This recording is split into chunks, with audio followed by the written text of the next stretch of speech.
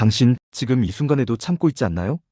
상사가 던진 한마디에 가슴속이 확 뜨거워지는 걸 느끼면서도 억지로 입꼬리를 올리고 괜찮습니다라고 대답하는 그 순간. 아니면 아이가 또 말을 안 들을 때 목소리가 점점 커지는 걸 스스로 느끼면서도 멈출 수가 없어서 결국 소리를 지르고 나서 나는 왜 이럴까라며 자책하는 밤. 다들 그래요. 성격이 급해서 참을성이 없어서 원래 화를 잘 내는 사람이라서. 하지만 오늘 제가 하나만 확실히 짚고 넘어갈게요. 당신이 욱하는 건 성격 때문이 아닙니다. 당신의 뇌 속 정확히는 편도체라는 아몬드만 한 작은 기관이 지금 이 순간 폭주하고 있기 때문이에요. 이 영상이 끝날 때쯤이면 여러분은 세 가지를 얻게 될 겁니다. 첫째, 왜 내가 화를 참지 못하는지 뇌과학적으로 정확히 이해하게 될 거예요. 둘째, 화가 치밀어 오르는 그 30초만 넘기면 자동으로 진정되는 원리를 알게 될 겁니다. 그리고 셋째, 뒤에 나올 세 번째 방법을 쓰면 아예 편도체가 켜지지 않는 상태를 만들 수 있어요. 그러니까 이어폰 볼륨 좀 더 키우시고 8분만 저와 함께 해주세요. 자, 먼저 이해해야 할 게 있어요. 화가 난다는 건 당신의 의지가 약해서가 아니에요. 뇌의 구조상 어쩔 수 없는 거예요. 우리 뇌 한가운데 귀 바로 옆쯤에 편도체라는 게 있어요. 아몬드처럼 생겼다고 해서 영어로는 아미그달라라고 부르는데요. 이 녀석의 역할이 뭐냐면 위협 감지 센서예요.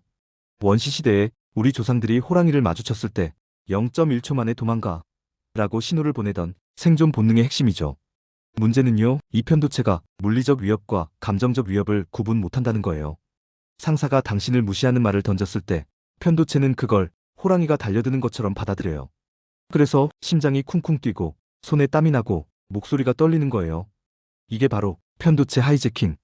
영어로는 어미그달라 하이제킹이라고 하는데요. 뇌의 이성을 담당하는 전두엽이 편도체한테 완전히 납치당한 상태를 말해요. 그러니까 이 순간 당신은 사실상 뇌가 아닌 본능으로 반응하고 있는 거예요. 그럼 여기서 핵심 질문 하나. 편도체가 켜지는 걸 막을 수는 없을까요? 결론부터 말하면 완전히 막을 수는 없어요. 왜냐하면 편도체는 당신의 의지보다 0.2초 더 빠르게 반응하거든요. 하지만요, 켜진 편도체를 빠르게 끄는 법은 있어요. 그게 바로 오늘 제가 드릴 세 가지 방법입니다. 첫 번째는 조금 이따가 알려드릴 거고요. 두 번째는 그보다 더 강력하지만 세 번째 방법이 진짜 게임 체인저예요.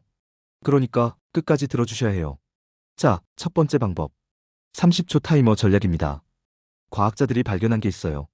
편도체가 폭주할 때 우리 몸에선 코르티솔이라는 스트레스 호르몬이 분비되는데요. 이게 최고조에 달하는 시간이 정확히 20초에서 30초 사이예요. 그 말은 즉 30초만 버티면 호르몬 수치가 자연스럽게 떨어지기 시작한다는 뜻이죠. 그럼 어떻게 30초를 버티냐? 이렇게 하세요. 화가 치밀어 오르는 순간 속으로 하나, 둘, 셋 숫자를 세요. 30까지. 이때 중요한 건 천천히 세는 거예요. 빠르게 세면 10초 만에 30까지 가버려서 편도체가 여전히 켜져 있을 거예요. 그러니까 하나, 1초 쉬고, 둘, 1초 쉬고, 셋 이렇게요.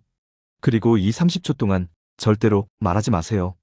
입을 열면 편도체가 더 강하게 켜져요. 그냥 숫자만 세고 숨만 쉬고 버티세요. 30초 후 신기하게도 아까 그게 왜 그렇게 화났지? 라는 생각이 들 거예요. 이게 첫 번째 방법입니다. 하지만요, 이건 사후 약방문이에요. 이미 편도체가 켜진 후에 끄는 방법이죠. 그럼 두 번째 방법은 뭐냐? 편도체가 켜지는 속도를 늦추는 법이에요. 두 번째 방법, 턱 이완법입니다. 지금 여러분 턱에 한번 집중해 보세요. 이를 악물고 있지 않나요?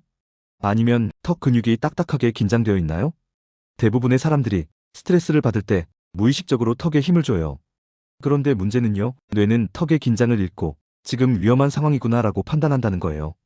그래서 편도체를 더 강하게 켜버리죠. 그럼 반대로 턱을 풀면 어떻게 될까요? 뇌는 이렇게 생각해요. 턱이 풀렸네? 그럼 안전한가 보다. 그래서 편도체를 천천히 끄기 시작해요. 실제로 하버드 의대 연구팀이 실험을 했는데요. 턱을 이완한 그룹이 그렇지 않은 그룹보다 화가 가라앉는 속도가 40% 빨랐대요. 그럼 어떻게 하냐? 지금 여러분도 한번 따라해보세요. 입을 살짝 벌리고 혀를 입천장에서 떼세요. 그리고 턱이 스르륵 아래로 떨어지는 느낌을 받으면서 천천히 코로 숨을 들이마시세요. 느껴지시나요? 턱이 풀리면서 어깨도 조금 내려가는 게? 이게 편도체를 진정시키는 신호예요. 앞으로 화가 나려고 할 때 이 동작을 30초 타이머와 함께 쓰세요. 하나, 턱 풀고, 둘, 숨 쉬고, 셋. 이렇게요. 그럼 편도체가 훨씬 빠르게 꺼질 거예요. 하지만요, 이것도 여전히 사후 대응이에요. 그럼 이제 진짜 핵심. 세 번째 방법을 알려드릴게요.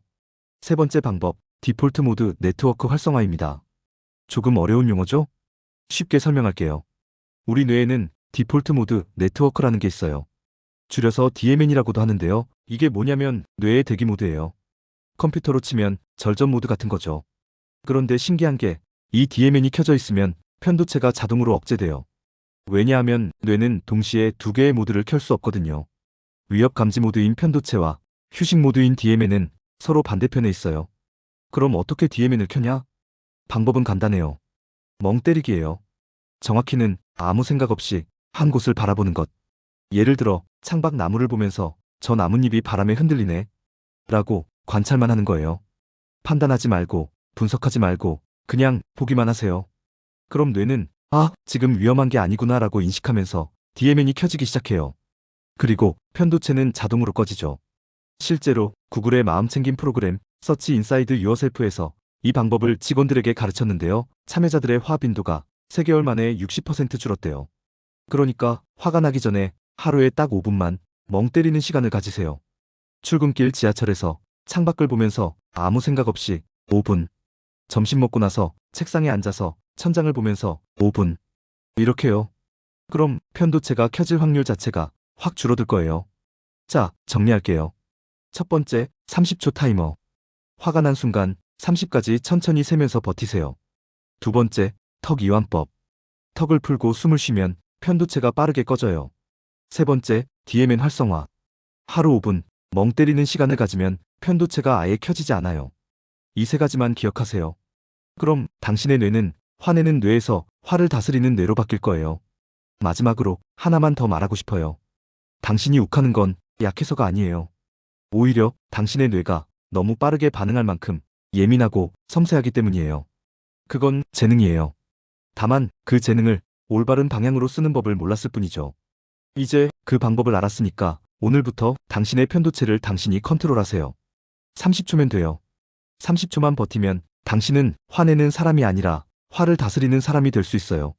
그리고 지금 댓글창에 나는 편도체를 컨트롤한다라고 한번 적어보세요. 글로 쓰는 순간 뇌는 그걸 선언으로 받아들여요. 그럼 다음 상황에서 정말로 그렇게 행동할 확률이 70% 높아진다는 연구 결과가 있어요. 그러니까 지금 댓글 남겨주세요. 나는 편도체를 컨트롤한다.